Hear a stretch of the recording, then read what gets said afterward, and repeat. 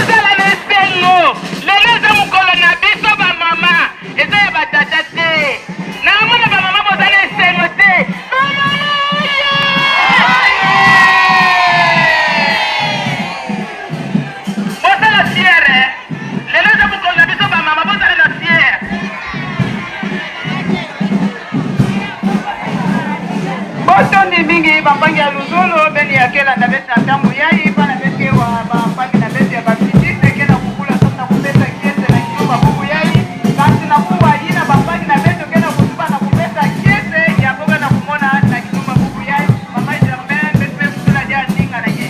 Merci mama totali ko sama sama totali na ndeko na kitu yako bala kuna kote ya Swahili mama amjam. Jambo sana mama kwa ajili na baba mwana Roho Mtakatifu. Kuna kuwata na shie ba mama ba kanisa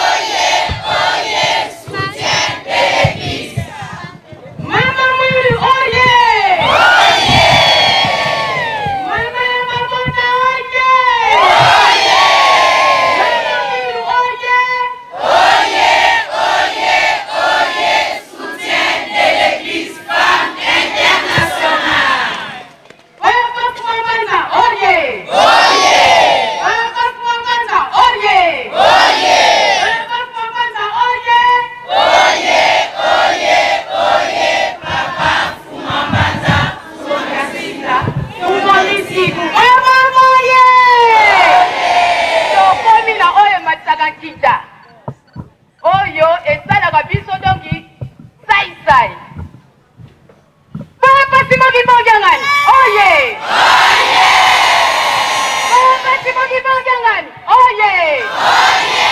Papa Timothy Mbong Jangani, oye! Papa Simon Kimangu Jangani, Mwana Belela, Wasola, Walendi Sola, Kaka e Kaka, Nyandi Kaka, Nyandi Kaka, Nyandi Kaka! Musiba! Musiba te! Umeka! Umeka te! Yanikele! Siya! Na komba tata mwana peli mosantu. Ya liboso, to banda maloba na biso, to sengi na bolimbisi, na o nyonso tu to sala kana se ya tango. Ba mama na batata. Yango biso papa to ye a liboso na yo, lelo ezali première. Donc eko toke porte. Po feti ezala makasi. Yango abe kosenga epai na yo, bolimbisi na ko to sali. Ane mobimba biso ba mama, o olimbisa biso. Na komba tata mwana pe mosantu, papa biso ba mama na yo, po tozala ba mama te toza pe na batata. Toye kosenga feti ya le 27 avril. Mokolo mama mwilu akufaka, bana balelaka mama kokende te. Oyo ozala pembeni, na ya zongisaka réponse tika na kende. Nakende kozala molobeli na bino epai ya papa Simoki Mbao. Yango wana biso ba mama toye kotoke porte mpona feti na biso ezala na kimia. Boye ya ba mama nyonso tu na monde oyo bayaka ezala na kimia. Feti na biso eleka na kimia. Sengi na banzela ba ndenge na ba avion bisika nyonso tu oyo bana no baza koya papa fongola nzela baya malamu pe bakomia na mboka nkamba. Tosengi susu ba mama présidente générale oyo baza komema biso baya na kimia basalisa feti na kimia eloko moko ya mabe ezala te. Papa toza kosenga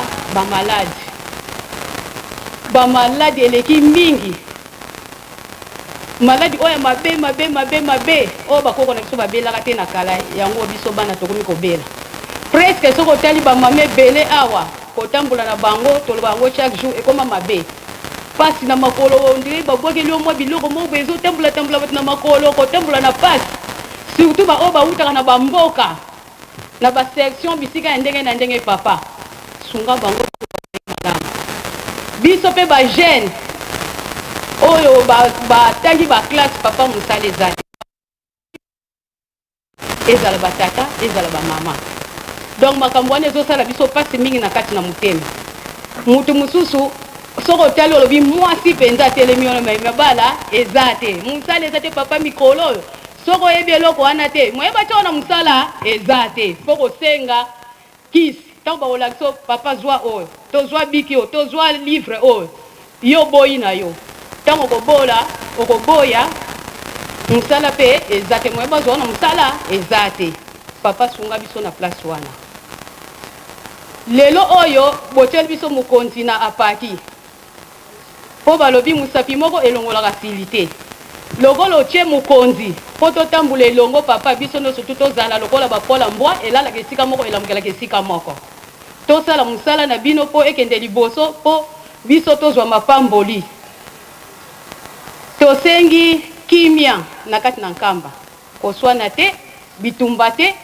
Biso nyonso tu totala oyo tata molimo mosanto azali koloba na biso. Papa eloko ya mibale ya misato bibembe. Papa ta kokufa ngo bato bakufaka oyo aturo papa yango te. Donc chaque jour bato balala suna bandako te. Bato bakoma kaka lukengo na Kinshasa kutu koloba kutu te. Mai pe lobinga pe na kotika bino te. Papa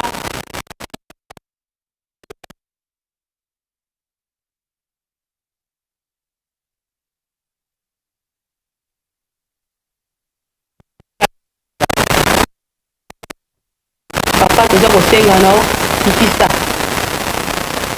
ata kande eleki makasi mingi. Papa tozali kaka bana na se ya ntango.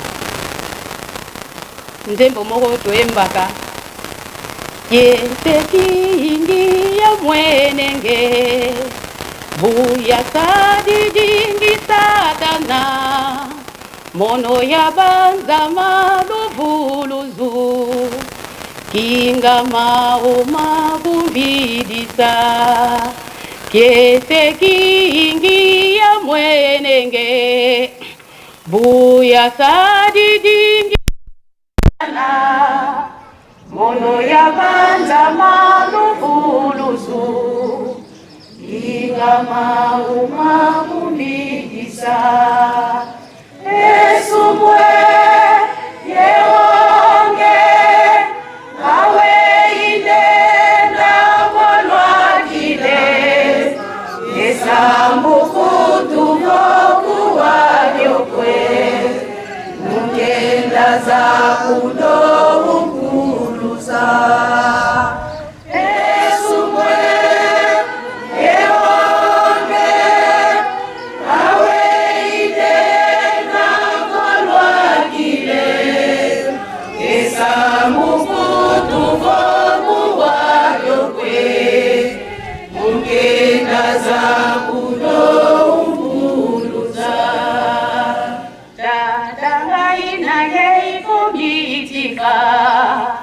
bona sosolima venanga dadanga ina yeibomitika na bongwani olimbisanga esumwe yewonge awe idena molwakile esamukutuvo Ugenda za kudoukuluza Yesu mwe yeonge awe idena molwagide esa mukutuvomu wavyokwe Ugenda za kudoukuluza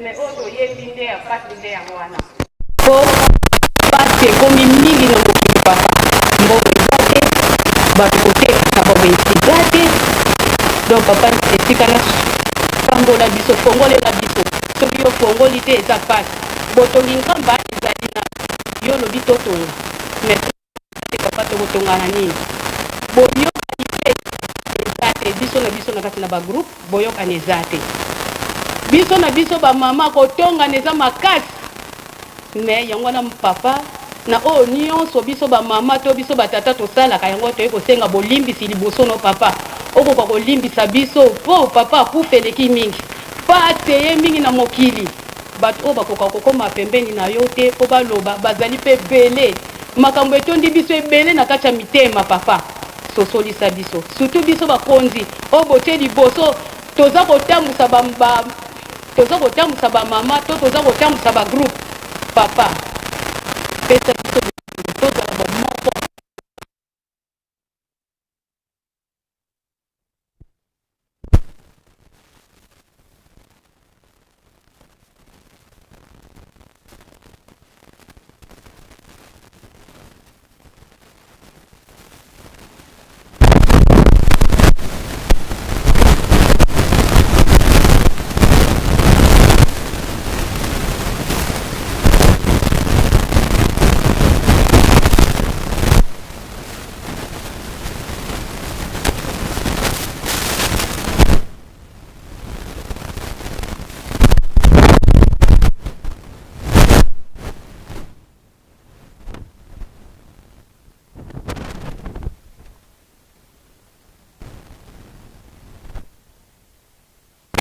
Bamama oye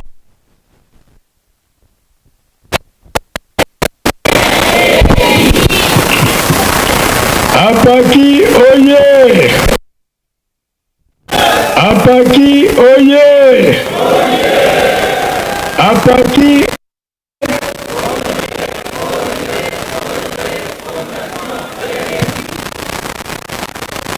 Nkamba oye!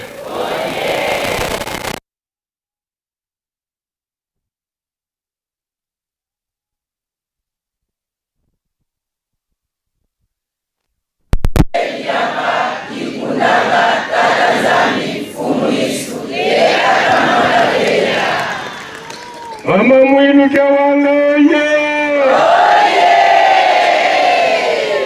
Mama Mwilu Kyawanga oye! Mama Mwilu Kyawanga oye!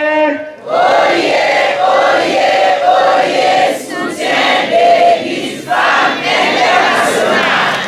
Eba, esika oyo tozali kokende enge tokotuta na mabako. Réponse nango choix multiple. Réponse nango elonga ya Mama Mwilu Kyawanga. Le 27 avril oye! Le 27 avril oye! Le 27 avril oye!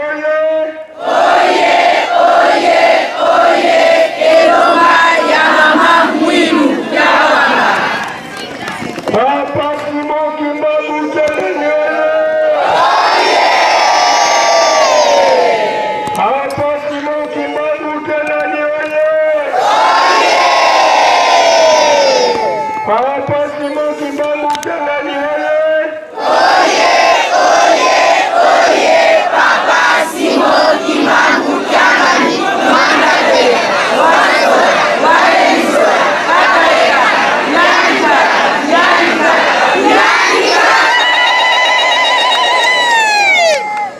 Na kombo ya tata ya mwana pe tata Molimo Santo.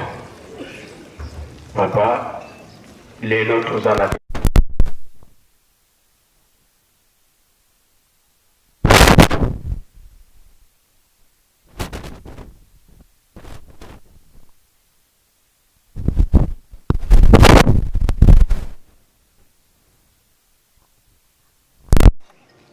papa te milolo na biso. Totikali kaka na quelques jours. Bana na yo mingi ezala ba maman, ezala ba tata, ezala ba jeune. Basali komilengele po ete tomata na Yerusalemi. Koya kokumisa mokolo wana ya monene ya elonga ya Mama Mwilu. Kosanzola yo Nzambe pe kopesa yo maboko na botongi Yerusalemi. Na nyonso wana Satana azokosepela ata moke te na ba oyo tozali nano ya kokangama na yo. Yango tosengi papa yo moko telema otala mokili.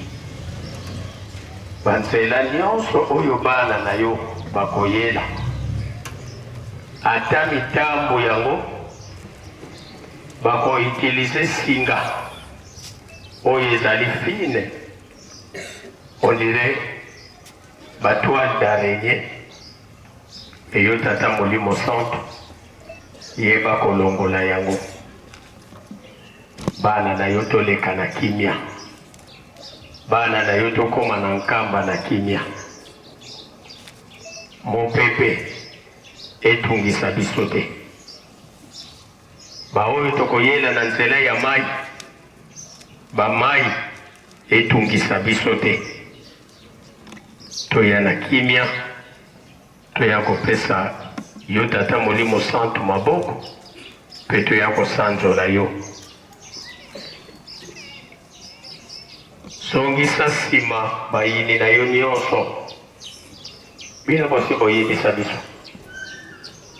Periode oyo tokomi ezali periode na biso.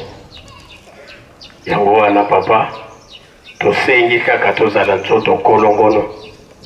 Pamba te nzoto maladi esalaka te. Nzoto kolongono yango nde esalaka. Bofongolela biso ba moyen ya bozwi. Tozwa soki tozwi biso pe topesi. lokumu ya Yerusalemi emonana tosengi kimia na bakongo nyonso misato boyokani ezala na bakonzi oyo bazokotambusa biso na biso population ezala na Lingomba boyokani ezala biso na biso bakonzi toyokana biso bakonzi na bakolaborateur na biso toyokana biso bakonzi na nkango oyo tozokotambusa toyokana tozala bomoko wana nde yo Nzambe osepeli biso tozwi mapamboli na kombo ya Tata Mwana pe Tata Molimo Santo seli to Nzambe to tangu ifweni wabakafulu watusikitikisa.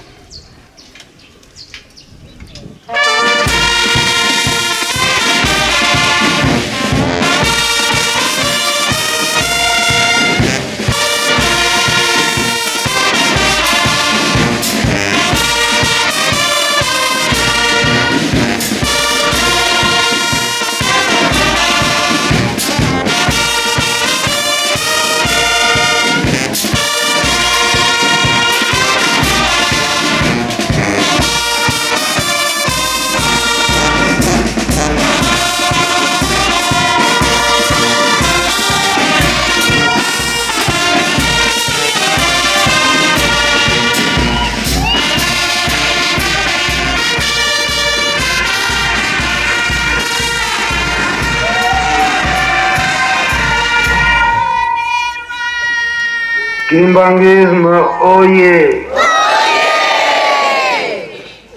Kimbangisme oye! Kimbangisme oye!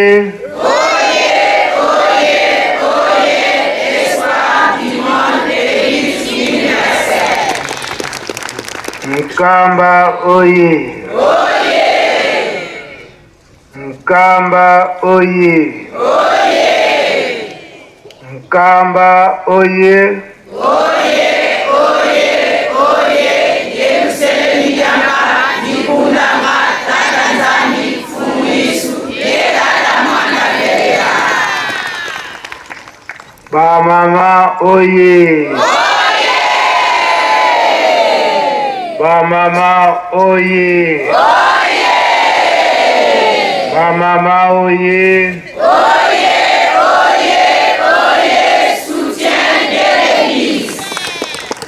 Mama Mwilu oye! Mama Mwilu oye! Mama Mwilu oye! Soutien de l'Église Femme Internationale. Fliki oye! Fliki oye! Fliki oye!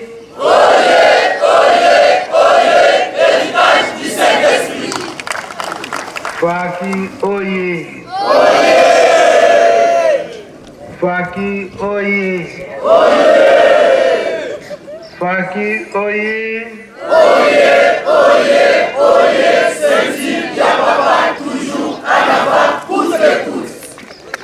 Le 27 avril, oye! Le 27 avril, oye!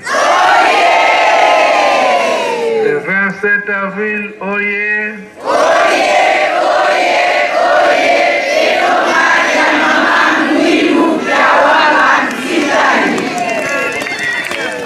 Papa Simon Kimba Mkiangani, oye! Papa Simon Kimba Mkiangani, oye! Papa Simon Kimba Mkiangani, oye!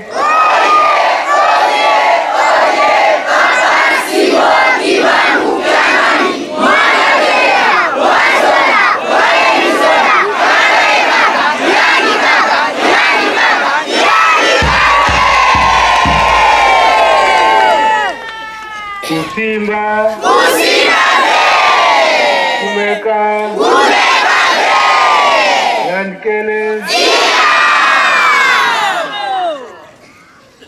kombo ya tata ya mwana pe tata molimo santo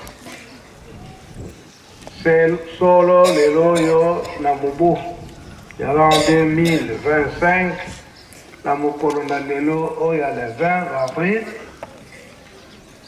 lisanga ya bamama to biso nyonso na batata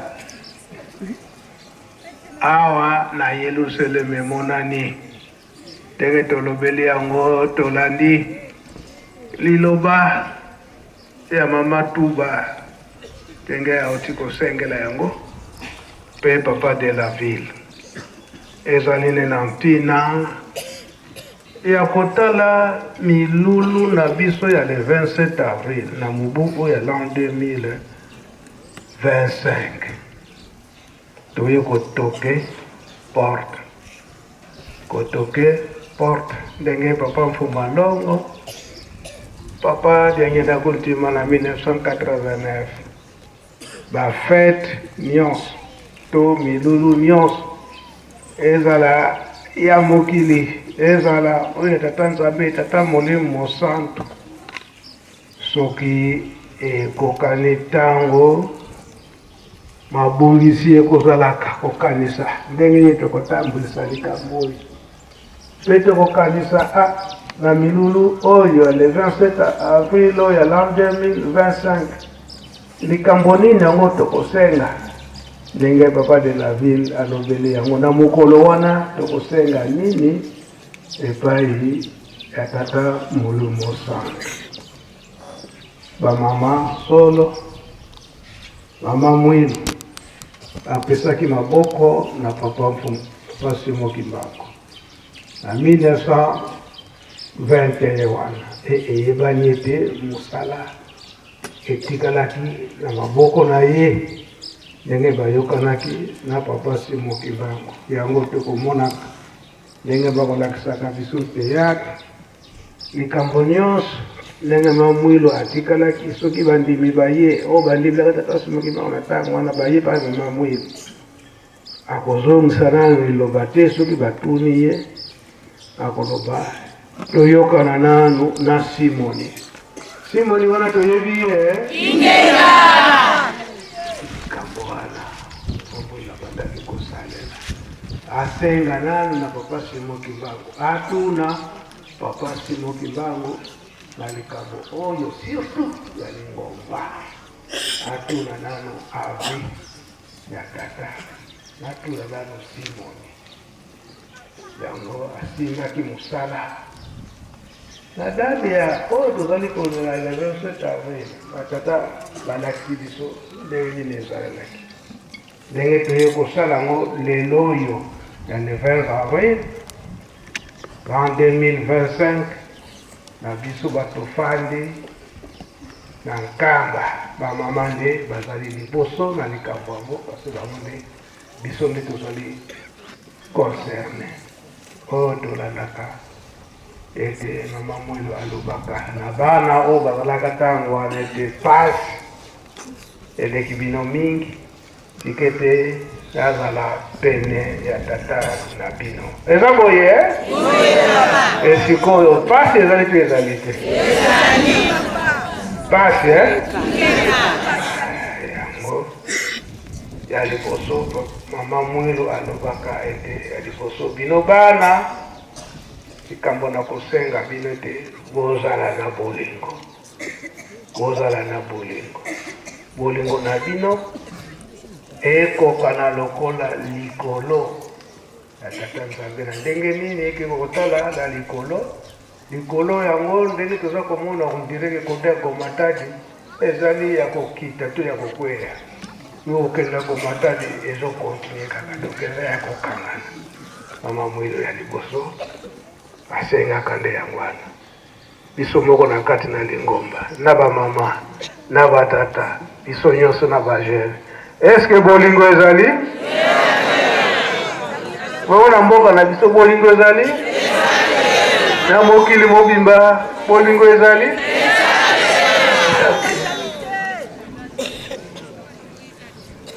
donc koloba te na mokili mobimba malamu boyokani bolingo ezala po likolo ekende na bapays nyonso ya mokili. Pays nini yango ezangi likolo moko te.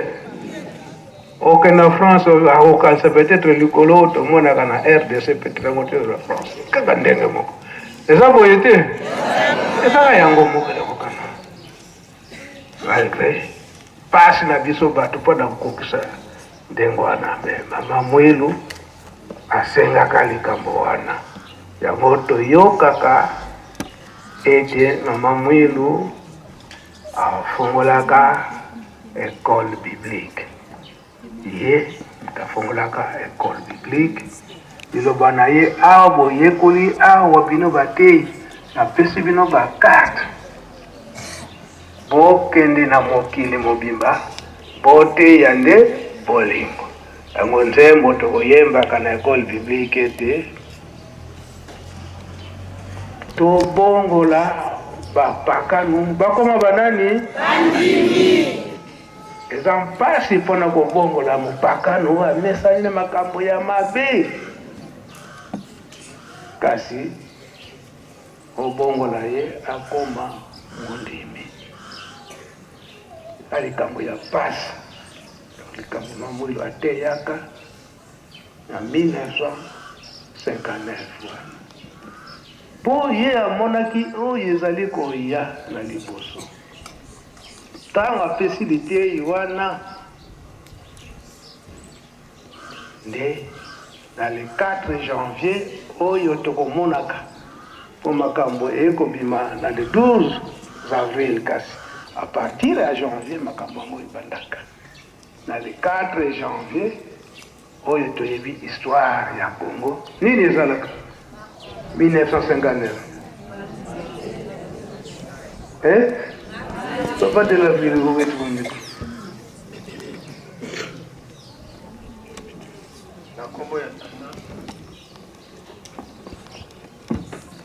Na kombo ya tata ya mwana pe tata Molimo Centre dès le 4 janvier na 1959 nde ezalaki bandeko na biso ba oyo babandaki kobundela makambo etaleli panda nde babomaka bango kuna na Kinshasa.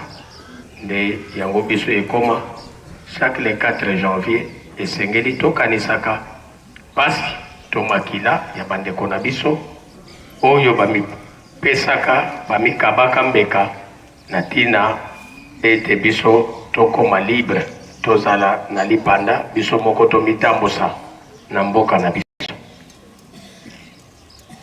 Merci. Mais mama Mwilu akebisaka na owa ata Simo Kimbangu likambo ekoya boyebe moko te amonana na bisika wana po pillage ekosalama makasi na ntina na nzala elekaki mingi mpasi elekaki mingi na trouble wana batu baprofitaki kokota na bandako ya bato oyo baza na bozwi bayiba mbongo na bango biloko na bango. Papa ilebite yebi likambo wana azali ya oloba na libuke kokende mosika te mokanda baza desi tozozelaka mibale mais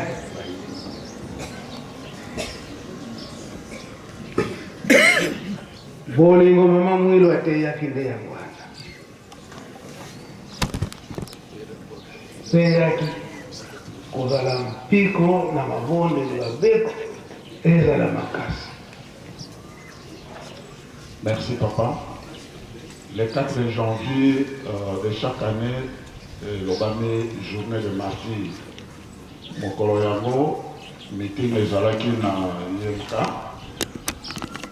Kasavubu esengelaki asala meeting. Batu bakendaki mpe mingi kuna. Dans l'entretemps, match pe ezalaki na stade Mikado contre Vita Club. Alors, kuna na stade Mobulu ekwe bato Vita Club a perdaki match wana eye kokuta esika oyo ezalaki meeting na IMK bamindele baboyaki meeting wana mpo bayebaki que déjà makambo ya revendication ya indépendance ezali. Alors baboyi meeting wana ntango basupprime meeting wana bato batomboki kosangana na boyo bautaki na stade na boyo bazalaki na IMK mobulu eyaki makasi na kati na mboka e baarmagedon mpe babimaki mokolo yango mpe papa baarmagedon ntango bango babimaki mobulu ezalaki bato bakomi surtout na niveau kokoba ya bongolo mopillage wana ezalaki bato bakoyiba biloko kaka ndenge yo olobi koyiba biloko koboba biloko ya bato bobulu wana ezala te kuna na kingabwa mpe bato bamonaki baarmagedon wana nzambe abongisamaki po tasala likambo na ye kasi lokola komonaki bato bakendaki kozwa biloko epunzami yango wana nde epesaki pasi mpe na mokolo wana mpe masasi mabetamaki na tina ete bajangaki kotosa bobeko masasi mpe ebetamaki ya na bato mingi mpe bakufaki na mokolo wana yango wana ebiangama journée de martyre de l'indépendance le 4 janvier de chaque année. Merci papa. Esima tango bamindele basali manso bakitisa likambo wana tango bakokomona papa liangenza bakotuna papa liangenza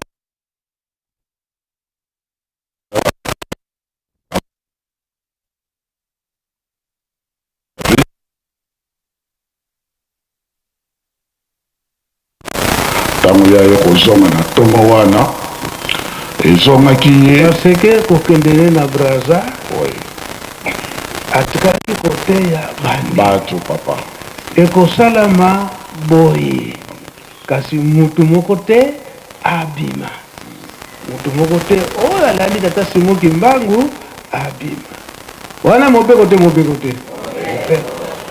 merci papa ete mutu moko te bokomona biloko bakozwa biloko ya bato ya ndenge na ndenge kasi ata bopauvreté na bino bokontinue kaka kofanda kolia ndenge tata Nzambe azali kopesa bino bolanda wana teke nazangi oyo tikete nakende kozwa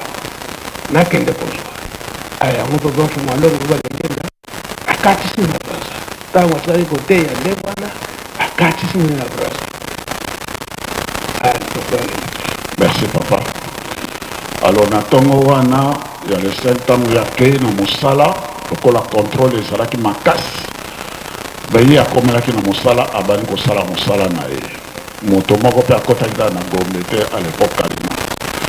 Après ça bamindele bayoka kaka na bureau ya papa machine ezali kobeta posa bake kotala monsieur Joseph azali kuna me yo komeli awa ndenge nini abinonga na ye na mosala comme tous les jours mais oleki na nzela nini okana aleki kaka na nzela bato nyonso tu baza koleka abamenase balobi mobulu ekwei na mboka ezali kaka bato na yo nde bato basali mobulu bakibangisi ezali kaka bango nde basali likambo wana yango wana papa alobaki asiliki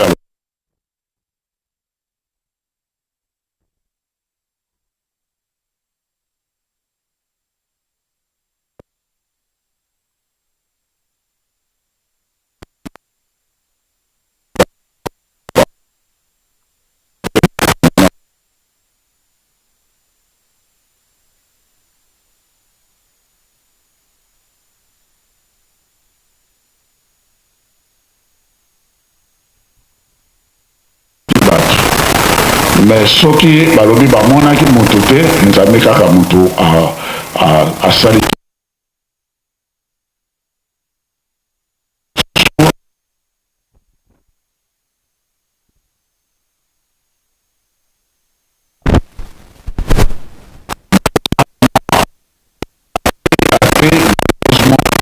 23 septembre 1991 wana na mboka bato bapie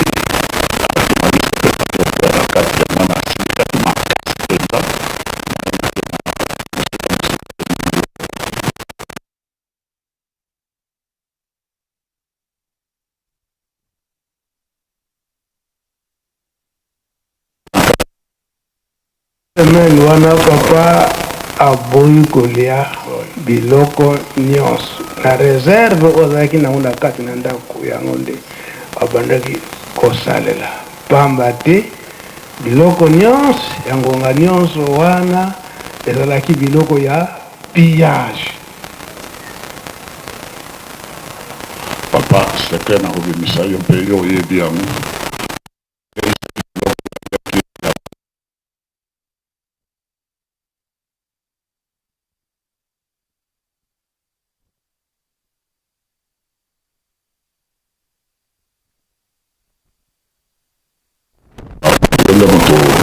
biloko yo epai na epoya yo ezalaki propre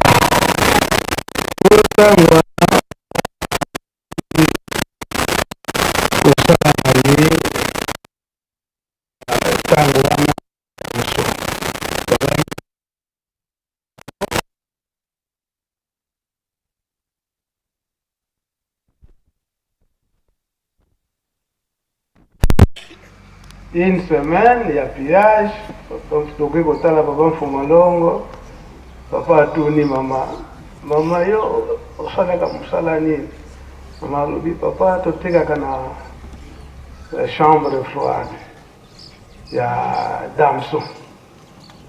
Ah bon? Il a dit une semaine.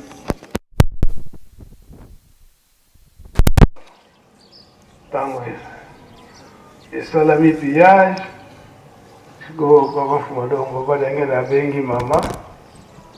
Est-ce que kutu tango pillage eza kosalama biso toza kotala na télévision? Donc chambre froide ya mama pillé nyonso bapille yango. Mama alobi papa tala chambre froide na biso yango enga elingi nzambe tika te esalama. Maman motema pasi ya kokoki kolia te. Bon, tofandi kaka. Après une semaine, papa tango abengi biso. Mfumalongo badangenda alobi ete mama yebisaki nga kosalaka na chambre froide. Soki epai na bino bapille te po ete lokola biloko eza kolia batere ya nyonso ya pillage. Mama alobi totalaki na télévision basi balekelaki wana bazwaki nyonso.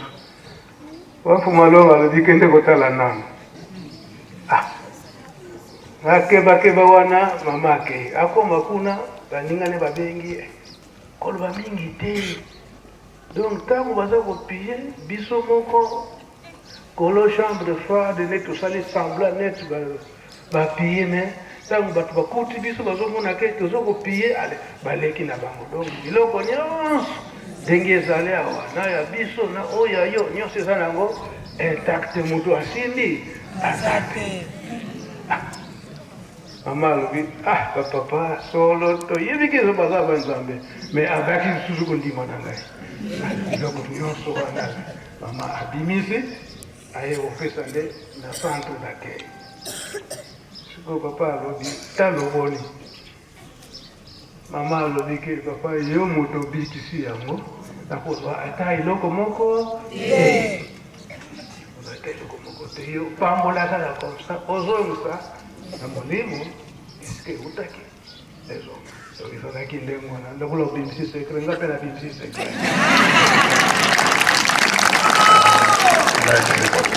Ozonga na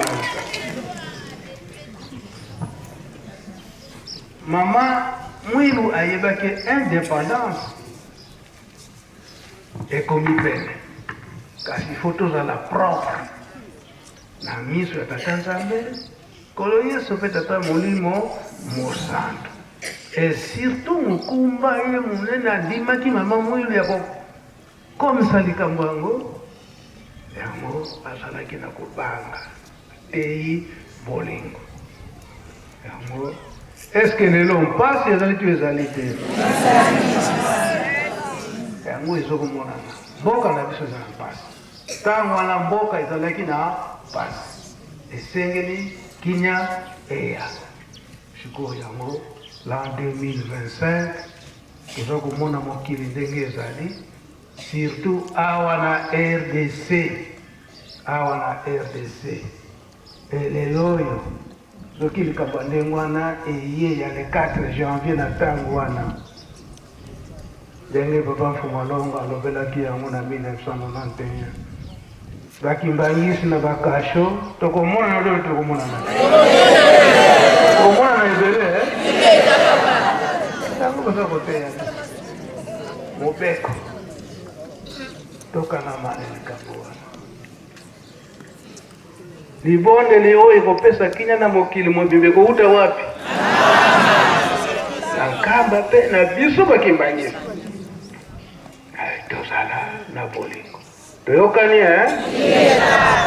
tozali kose prepare wana milulu na biso ya le 27 avril tozala mabondeli makasi po ete maso maleka na kinya ntango tokosenga mpe mokolo wana tozwa oyo tozali koluka boye te toyoki mama ndenge asengeli yango bamaladi liwa bitumba bato na mbongo bazokozwa mbongo kasi eza kokokana na bango te azomona kaka direke malgré nazwi boye me ekoki kaka te naluka susu kaka mosusu eza boye te ngumaso wana totia babondeli makasi programme na biso kolela na biso na mokolo wana epai ya mama Mwelo na le 27 avril ezala penzaki ya bosengi ya motema moko oyo ekouta na mitema na biso tokani donc kobongama na biso ezalela ndengwana tozala na bolingo ezala teke mokolo wana tokosenga ke moninga boye ye moto azoyokisanga mpasi akufa asala boye yango te tokani asengeli ezala eke nzambe apesa nini kinya boyokani bolingo tosilisi boye kombo tata mwana mpe tata molimo Kimbangisme na kombo ya tata ya mwana mpe tata molimo santo yambo totonda batei tozwi epai ya tata na biso tolobi boye nsima ya libondeli ya papa nde biso nyonso oyo tomemi biloko ya kolia toyebi bisika tokendaka kotika yango kasi tobosana pete sani etiamaka mwa oyo wana obongisaki kozala na dute te yopesa biso moko tolobaka yango ebimaka ezongaka soki biso topesi ye ntango akozongisa mingi ekendaka soki fois 2 te fois 10 yo moko okokamwa ndenge nini nakomeli boye kaka nde constat nasali na biso bamama ya nkamba nayebi te elanga kutu nanu eye te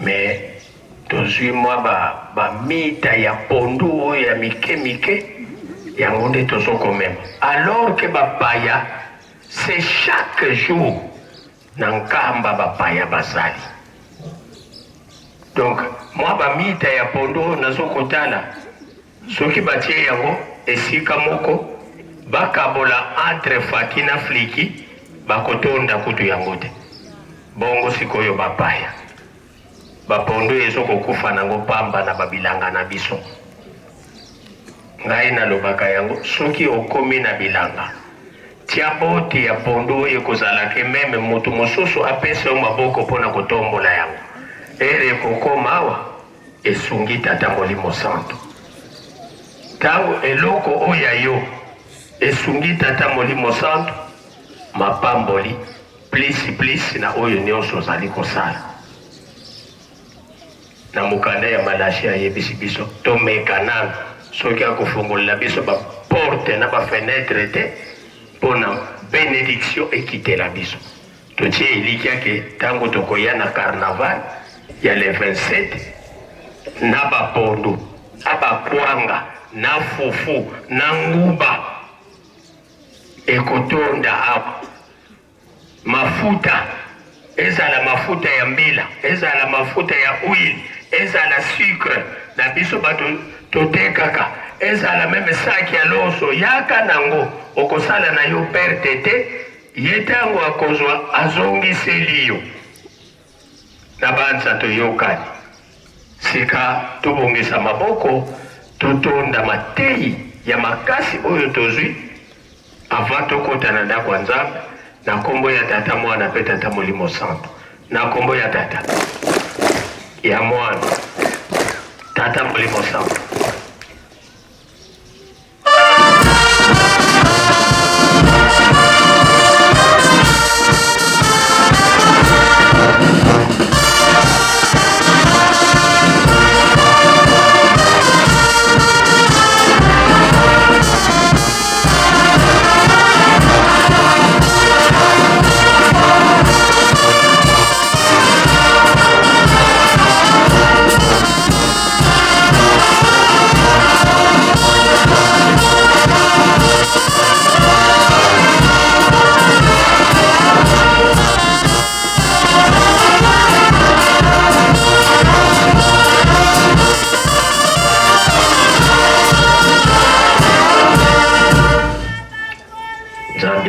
Sindika bana bakosa tobondela nkombo ya tata ya mwana pe tata molimo santo tata Nzambe kolo Yesu papa Simon Kimbangu lelo yo tozali na date le 20 avril l'an 2025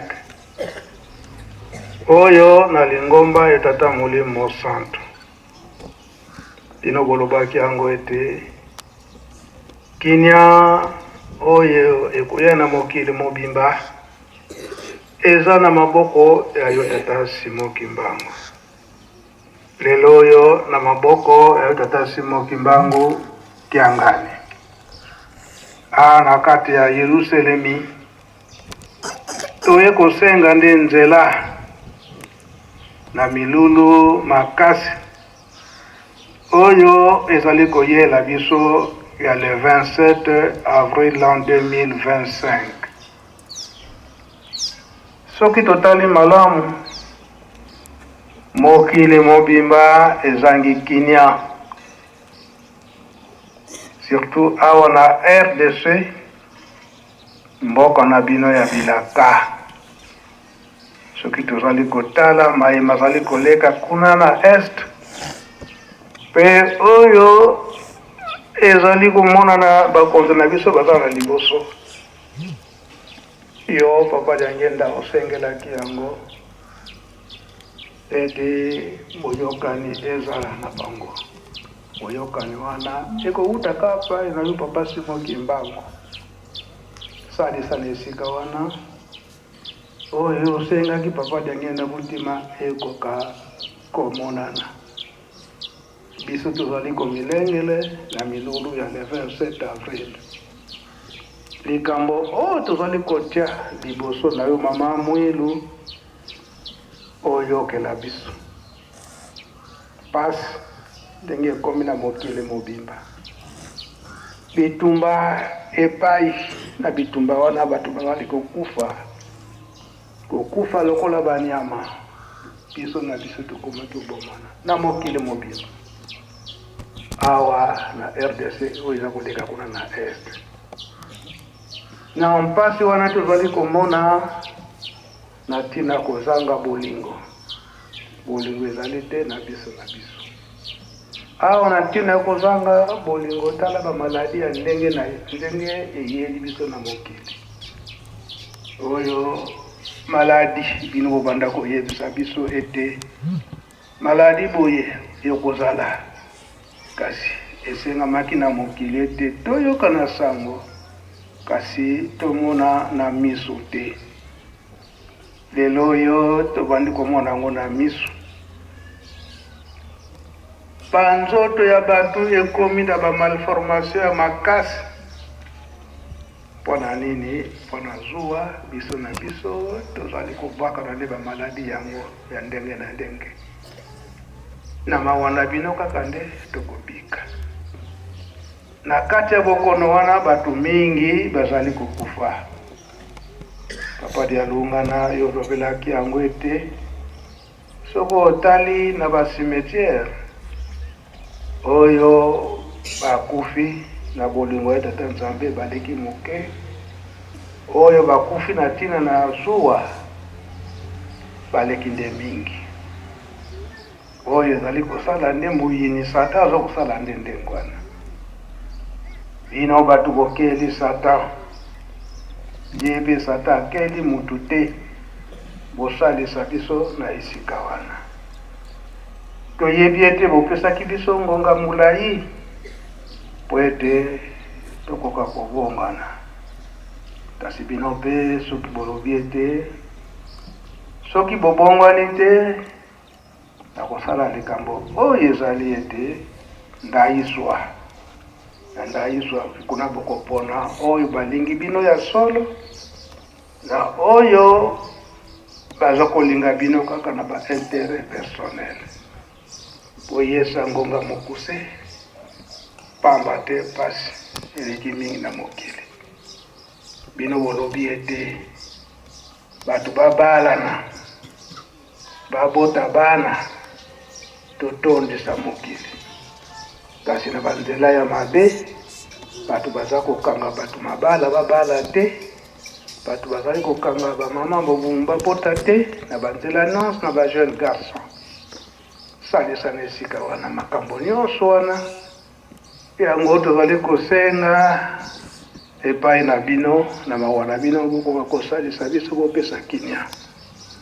Solo na mokolo na lelo tosengi na milulu na biso ya le 27 batu mingi batelemi bazala bakimbaliste azala banokimbaliste abayebi te Yerusalemi awa lelobi ezali bakali koyela kati na Yerusalemi bosunga bango na oyo baza koyela bamituka bibende ya bamoto bibende ya ndenge na ndenge na baavion na bamasuwa na babwatu leo bakali koyela na makolo kosalisa bakoma na China mboka Yerusalemi.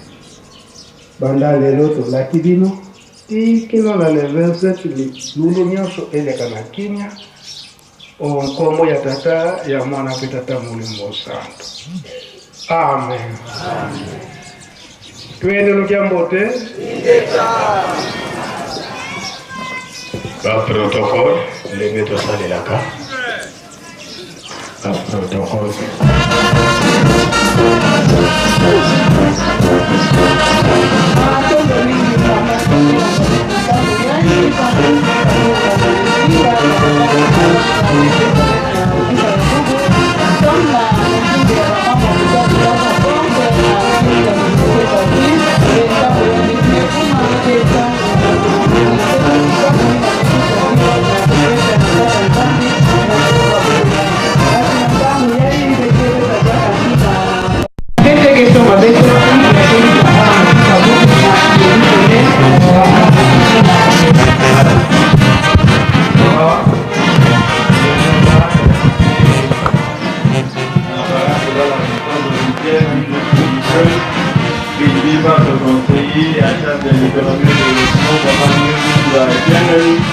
Il nous a révélé beaucoup de choses ici, de ce qui s'est passé depuis 1959 pour avoir la disparition publique de Mamadou durant l'accusatif le 4 janvier.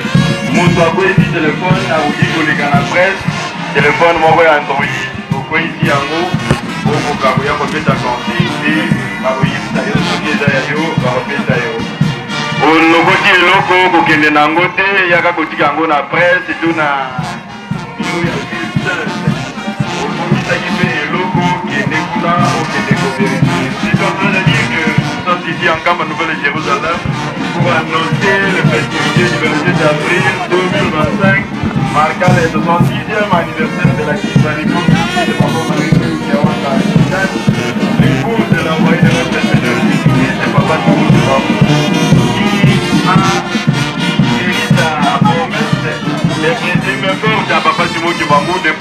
a vendé après son arrestation jusqu'à 1959 ou 38 environ. C'est elle qui a su diriger le mouvement qui conquise dans la clandestinité malgré les casseurs fondés par l'autorité coloniale. Elle a tenu ferme jusqu'à passer les bateaux de commandement à son fils cadet, papa Joseph Yangina Koutima, qui dit le premier chef spirituel de l'église du Congo.